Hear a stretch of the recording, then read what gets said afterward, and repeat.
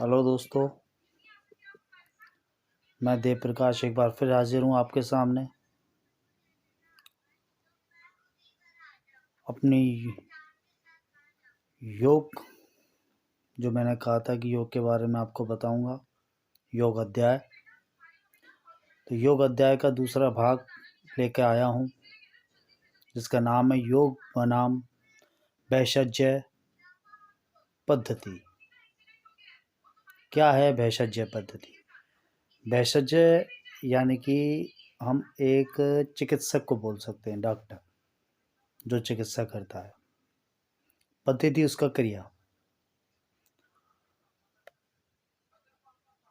तो योग बनाम भेषज पद्धति, इस पर हम चर्चा करेंगे। लेकिन चर्चा करने से पहले आप सभी लोगों से मेरा अनुरोध है, निवेदन है, कृपया मेरे चैनल को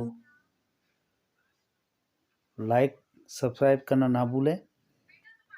अगर आप लाइक सब्सक्राइब करेंगे तो ये आपके लिए और मेरे लिए बहुत खुशी की बात होगी, जिससे कि मेरा वीडियो आगे तक सब तक पहुँचे।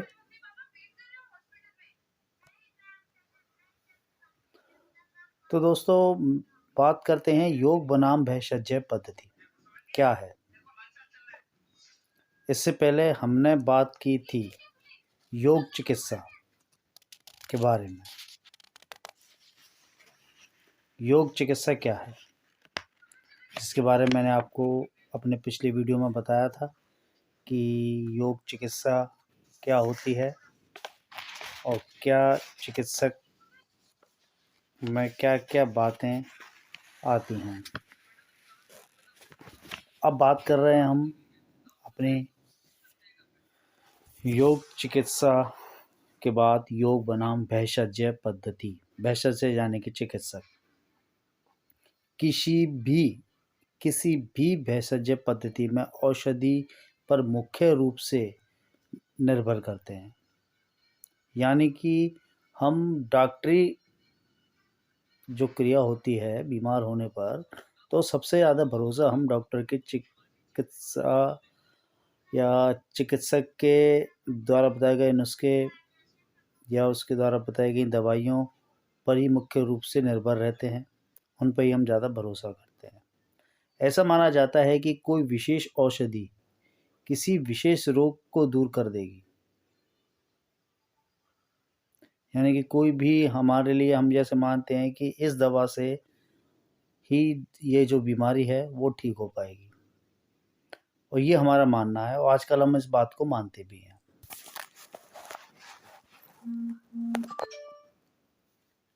तो यही है कि कोई भी हमारी विशेष औषधि हो, उसे विशेष रोग को दूर करने में कारगर होती है, दूर कर देगी। यही हमारी धारणा है, अवधारणा बनी हुई है और सभी की है। भेषज विशेषज्ञ यानी कि डॉक्टर रोग का लक्षण देखकर निदान करते हैं। यानी डॉक्टर के पास आप जाओगे तो वो आपका देखेंगे क्या रोग है, उसके बाद वो आपके उसमें जो आपकी बीमारी है उसका इलाज शुरू करेंगे तथा तदनुसार समुचित औषधि का निर्धारण करते हैं। इस पद्धति में रोगी को कुछ नहीं या बिल्कुल थोड़ा काम करना पड़ता है, क्योंकि जो भी होता है उसमें बेड रेस्ट वगैरह इस तरह बता देते हैं, तो इसमें थोड़ा काम करना पड़ता है। रोग अथवा अव्यवस्था का निराकरण करके स्वास्थ्य में सुधार लाने का भार औषधि पर छोड़ दिया जाता है।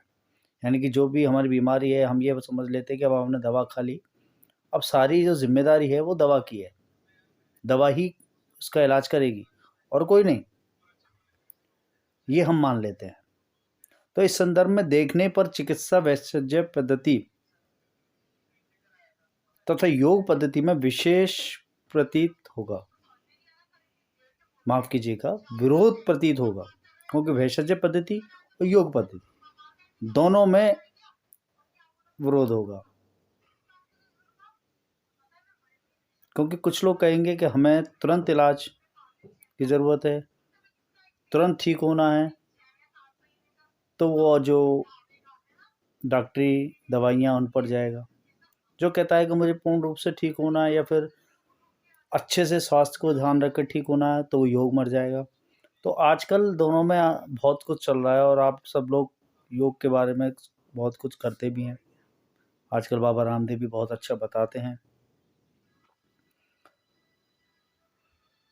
वैषज्य पद्धति जो है, मैं जहाँ एक बाहरी तत्व को दवा के रूप में कह सकते हैं कि बाहरी तत्व दवा का सुधार, जो दवा होती है वो बाहरी तत्व को सुधार करती है, वहीं पर उसका काम करना होता है। भेषज पद्धति में बाहरी तत्व का यानी कि दवा का ही, जो कह सकते हैं कि आप कि हमने कोई दवा ली और उसे हम खा लिया तो वो सिर्फ उसी पर ही असर करेगी, दूसरी जगह उसका असर नहीं होगा। आप सर दर्द की दवा खा रहे हैं तो सर दर्द ही दूर करेगी, आपके किसी और रोग को नहीं हटाएगी। लेकिन वहाँ योग पद्धति में इस बाहरी तत्व की आवश्यकता बिल्कुल नहीं पड़ती। जैसा कि पहले कहा जा चुका है, योग पद्धति में रोगी की व्यक्तिगत सूझबूझ, अभ्यास तथा सावधानी से ही उसके रोग की निवृत्ति होती है। तो योग पद्धति में जो भी आपको बताया जाएगा बड़ी सूझबूझ से तरीके से उसकी अभ्यास कराकर सावधानी से उसके रोग की निवृत्ति होती है, यानी ठीक होती है। यह कहना अनुचित नहीं होगा कि हमें विभिन्न चिरकालिक रोगों से पीड़ित ऐसे अनेक रोगी मिले हैं जो भेषज पद्धति में अपना विश्वास खो बैठे थे।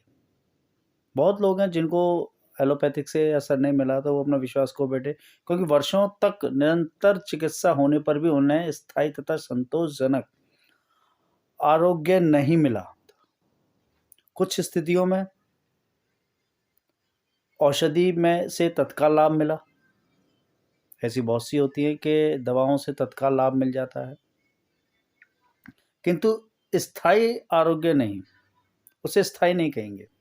हमें तुरंत लाभ तो मिला लेकिन उसके स्थायी बीमारी को ख़त्म करना नहीं कहेंगे। दूसरी ओर ऐसे अधिकांश रोगियों ने चिकित्सात्मक योग के द्वारा 2 से 4 महीनों के अंदर ही स्थायी आरोग्य लाभ किया। इसमें समय लगता है, योग क्रिया करने पर धीरे धीरे किया जाता है। जैसे कि मैं अपनी ही बात करूं कि मुझे स्लिप डिस्क है और कुछ नहीं मिल रहा, मैं योग के माध्यम से अपनी स्लिप डिस्क को ठीक करने का प्रयास करता हूं, कुछ आसन करता हूं। तो इसमें सबसे बड़ा मूल आसन है हमारी डिस्क रीढ़ की हड्डी के लिए सबसे बड़ा योगा है, वो है मयूरासन। मयूरासन से आप इसको नियंत्रण कर सकते हैं।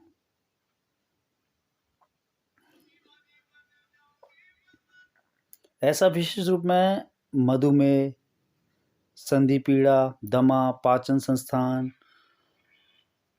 की अव्यवस्थाओं, स्नायुगत तनावों तथा विभिन्न अन्य स्थितियों में हुआ है। भेषज पद्धति की इस सीमा का यह अभिप्राय नहीं हो सकता कि यह योग पद्धति से ही निरंतर है। वस्तुतः किसी पद्धति की सीमा तथा क्षेत्र का प्रश्न है। कुछ ऐसे भी क्षेत्र हैं जहां केवल भेषज पद्धति ही रोगी की रक्षा कर सकती है। समझने का प्रयास कीजिए, हमारे शरीर में कुछ ऐसी दुर्लभ बीमारियां हो जाती हैं जिसको हम एलोपैथिक दवाओं से ही ठीक कर पाते हैं, उनकी हमें ज़रूरत पड़ती है। मैं ये नहीं कहूँगा कि एलोपैथिक दवा ना लें, कुछ बीमारियां ऐसी होती हैं जिनको एलोपैथिक दवाइयों से ही ठीक करना पड़ता है, क्योंकि सीमा क्षेत्र में आती है। योग पद्धति उसमें नहीं है। ऐसी बीमारियां हैं जिनमें आपको दवाइयां ही लेनी पड़ेंगी, जिसमें योग नहीं है। इसी प्रकार कुछ ऐसे रोग हैं जो भेषज पद्धति के द्वारा असाध्य समझे जाते हैं, यानी कि डॉक्टरी सुझावों के अनुसार देखा जाए तो उसमें वो योग को नहीं कहेंगे, किंतु योग से अवश्य ही साध्य है। लेकिन हम ध्यान दें तो योग से ऐसी बीमारियां भी हैं जो योग के माध्यम से हम उन्हें दूर कर सकते हैं। इससे स्पष्ट होता है कि चिकित्सा की प्रत्येक पद्धति की अपनी कुछ विशेषताएं और सीमाएं भी होती हैं। यानी कि चिकित्सा जो हमारा इलाज होता है, इलाज की प्रत्येक पद्धति, प्रत्येक क्रिया अपनी कुछ विशेषताएं के साथ उनकी सीमाएं भी होती हैं। यानी कि एलोपैथिक डॉक्टरी इलाज का अलग होता है, योग का अलग होता है। अगर दोनों को समझा जाए तो दोनों में थोड़ा अंतर रहेगा। तो हमें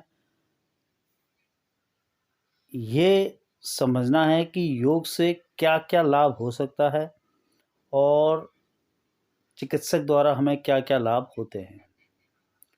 तो दोस्तों, आज जो मेरा समझाने का या बताने का जो प्रयास था वो यही है कि योग बनाम वैषज्य पद्धति, यानी कि योग और डॉक्टरी या चिकित्सक क्रिया क्या है, इन दोनों में अंतर है। योग से अपना अलग निदान होता है रोग का, डॉक्टरी से अलग रोग का निदान होता है, तो दोनों में अंतर है। तो हमें इस चीज़ को समझना है और आगे इसके लिए मैं आपको बताता रहूँगा समय समय पर। तो आज का मैं यहीं समाप्त करता हूँ। योग बनाम वैषज्य पद्धति का दूसरा अध्याय जो आपको बताया। अगले अध्याय में मैं फिर हाजिर होऊंगा आपके साथ। तब तक के लिए आपसे आज्ञा चाहूँगा। आप मेरी वीडियो को लाइक सब्सक्राइब करते रहें और ज़्यादा से ज़्यादा लोगों को बोलें कि सब्सक्राइब करें, जाते कि उनको योग के बारे में, योग की पद्धति के बारे में, योग क्या है, योग से क्या होता है, उसके बारे में अधिक से अधिक जानकारी का वो लाभ ले सकें। तो दोस्तों, इसी के साथ मैं आपसे हाथ विनती करता हूँ कि सब्सक्राइब करना ना भूलें और आपसे आज्ञा चाहूँगा। धन्यवाद।